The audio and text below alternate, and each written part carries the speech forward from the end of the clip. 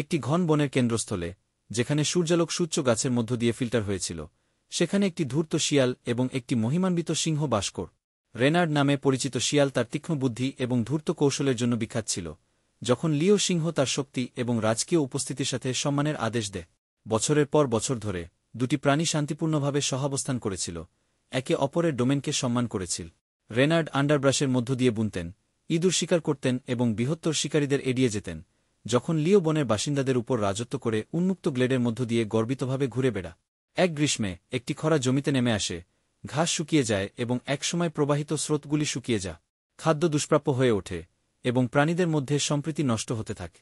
হতাশা রেনার্ডকে লিওর অঞ্চলে প্রবেশ করতে চালিত করে। সে কি স্ক্র্যাপ খুঁজে পেতে পারে তা মেরে ফেলার আশা। রেনার্ডকে তার ডোমেনে আবিষ্কার করার পর লিও প্রচণ্ড গর্জন করে, তার অস্থিক্রোধে জ্বলছিল। শিয়াল, বরাবরের মতো দ্রুত বুদ্ধিমান, সিংহের সামনে মাথা নত করে তার আনুগত্যের প্রতিশ্রুতি দেয় এবং একজন ধূর্ত কৌশলবিদ এবং শিকারী হিসাবে তার পরিষেবা প্রদান কর। রেনার্ডের সাহসিকতা এবং বুদ্ধিমত্তা দ্বারা প্রভাবিত হয়ে লিও একটি চুক্তিতে সম্মত হন।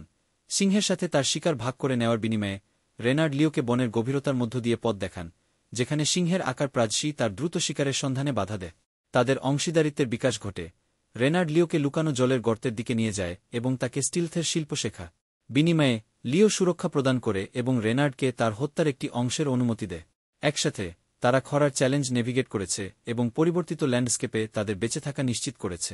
সময়ের সাথে সাথে তাদের বন্ধন নিছক বেঁচে থাকার বাইরে আরও গভীর হয়।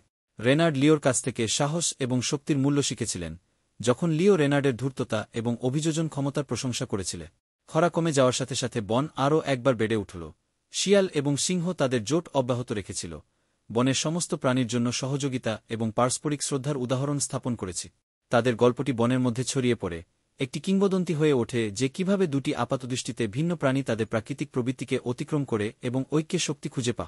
রেনার্ড এবং লিওর গল্পটি একটি অনুস্মারক হয়ে ওঠে যে কখনও কখনও সর্বশ্রেষ্ঠ জোটগুলি অপ্রত্যাশিত বন্ধুত্ব থেকে উদ্ভূত হয়, যা সকলের বৃহত্তর মঙ্গলের জন্য পার্থক্যগুলি দূর কর।